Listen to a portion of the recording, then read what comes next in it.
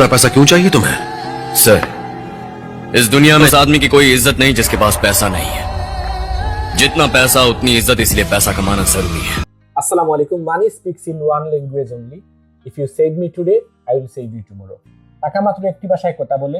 তুমি যদি আজকে টাকাকে সংরক্ষণ করো, আজকে যদি তুমি টাকাকে সেভ করো, তাহলে আগামীকাল টাকা তোমাকে বিপদ আপদ থেকে রক্ষা করবে। আপনি কত টাকা ইনকাম করেছেন সেটা আপনাকে কোনো বিপদ থেকে বাঁচিয়ে রাখবে না, বরং আপনি কত টাকা জমিয়ে রেখেছেন সেই টাকাটি আপনার বিপদের কাজে আসবে, সেই টাকাটি আপনাকে বিপদ থেকে উদ্ধার করবে। টাকা ইনকাম করা যতটা কঠিন তার চেয়ে অনেক গুণ বেশি কঠিন হচ্ছে টাকা সেভিংস করা, কারণ টাকা ইনকাম করা কঠিন এবং খরচ করা সহজ। এবং টাকা উপার্জনের পথ একটি থাকলে টাকা খরচ করার পথ থাকে হাজারটা।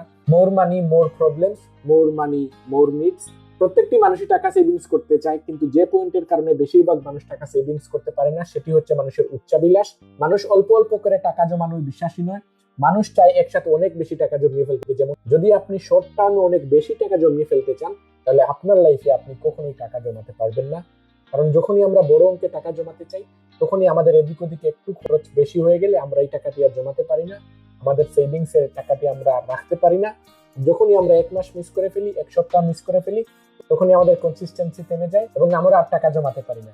তাই আমাদের টাকা জমানোর ক্ষেত্রে আমাদের প্ল্যানটা সঠিক হওয়া উচিত, যে আমরা এমন একটি অ্যামাউন্ট ফিক্স করব যেটা আমরা অনায়াসেই রাখতে পারি, যে টাকাটি সেভিংস রাখতে গেলে আমাদের দৈনন্দিন জীবনে কোনো এফেক্ট না পড়ে। শুধুমাত্র তখনই আমরা টাকা জমাতে পারবো। যারা এই শর্ট টার্মে বেশি টাকা সেভিংস করতে চায় তারাই দিন শেষে ব্যর্থ হয়, তারা কখনোই টাকা জমাতে পারে না।